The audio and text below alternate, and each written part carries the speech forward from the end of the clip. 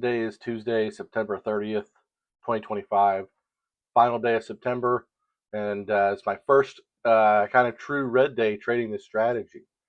Um, I took 20 trades this morning. I went green on 7 of them and red on 13 of them. I just couldn't find my group today. The stocks that were moving weren't really what I would consider my favorite, like A plus style of stock, but I was still getting involved in them. Um, I think today, when I wrote my summary on my report card today, I told myself a couple things. I was too anxious to get into trades, so I was over trading. I wasn't waiting for great setups, uh, and there was 2 or 3 moves where I was watching and thinking, "Oh, this is going to be the move," and then I didn't get in, and it was the move.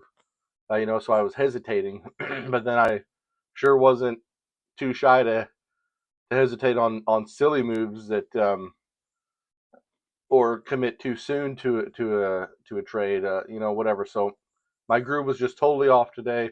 I finished today at 35% accuracy, which is far below what I have been averaging for several weeks now. Um, on my 13 losers, I had a couple losers that were over 20 cents. My average was 10 cents. So on most of them, I kept them pretty tight within 4 or 5 cents. But those 2 or 3 that were on the bigger side really kind of mushed up my day. And there's no one to blame but me. Just poor entry and then sitting on them too long instead of just getting out. Um, just another aspect of a poor trading morning for me. I ended up stopping before the opening bell rang this morning.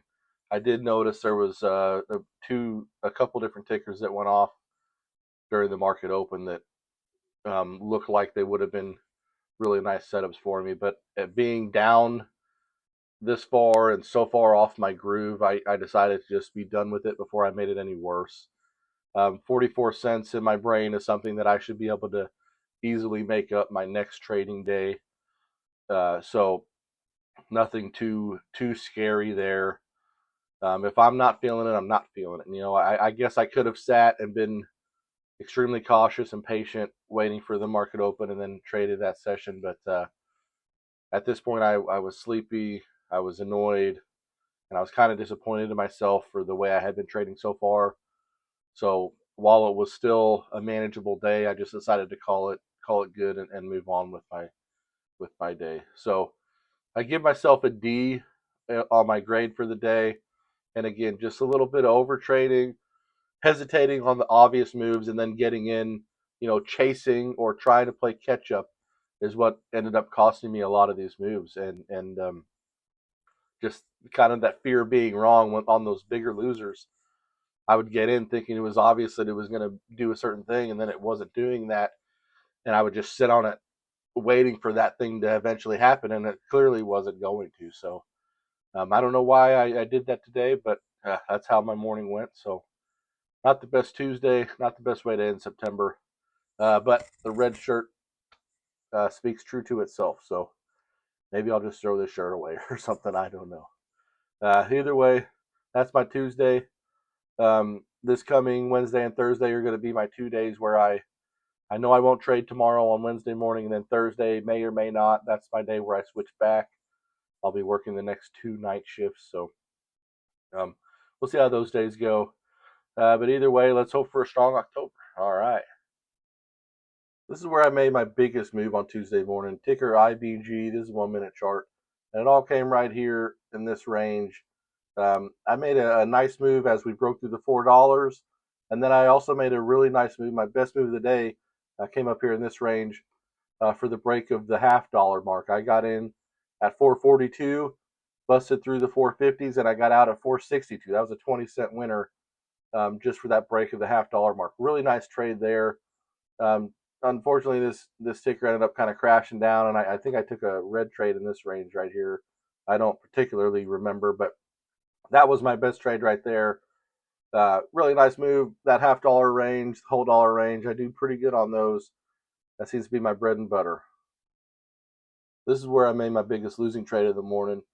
Ticker SLXN. This is 1 minute chart.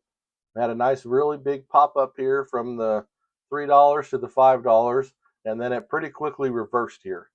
I made a nice trade as we broke through 5 here, and kind of my bread and butter setup, that whole dollar, half dollar mark. We broke through 5. I made a nice trade. Didn't really quite hold up in the 525 range, and then we started breaking through down below 5. As we hit 450, I thought we had just started breaking through the VWAP, hit 450. I thought we would kind of hover in that range, so I made an entry in the 450s, thinking we would kind of hover VWAP, maybe bounce around in the 470s for a little while, and that didn't happen at all. We just completely continued to shit the bed here.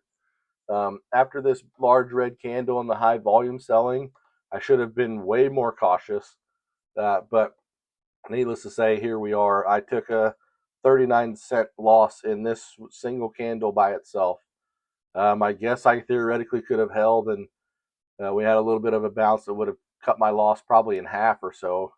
But still, this was becoming a pretty clear reversal of the trend. As you can see, that's how it finished. So I should have been way more cautious, knowing that we couldn't even hold the $5 mark. Why am I messing around down here in the 450s? I don't know. Totally against my kind of generic go-to setups. Just another example of kind of committing to silly trades, over trading, just trying to make something happen where it's not going to happen, and it ended up costing me this morning.